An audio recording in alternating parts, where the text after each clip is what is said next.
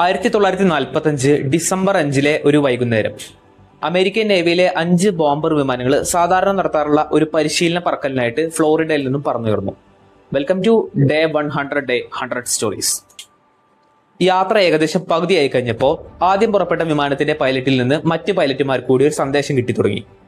നമ്മൾ എങ്ങോട്ടാണ് പോകുന്നതെന്ന് മനസ്സിലാവുന്നില്ല. നമ്മുടെ നാവിഗേഷൻ സിസ്റ്റംസും നമ്മുടെ വടക്കുനോക്കി യന്ത്രങ്ങളും പ്രവർത്തിക്കുന്നില്ല.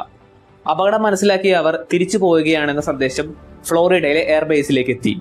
കുറച്ചു കഴിഞ്ഞ് ഈ 5 വിമാനങ്ങളുടെയും സിഗ്നലും നഷ്ടമായി.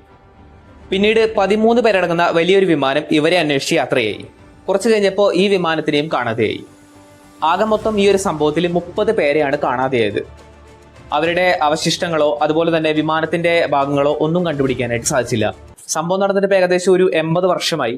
ഇപ്പോഴും എന്താണ് സംഭവിച്ചതെന്നോ എവിടെയാണ് അവർ പോയതെന്നോ ഒരു ഉത്തരം നൽകാനായിട്ട് ശാസ്ത്രലോകത്തിന് സാധിച്ചിട്ടില്ല.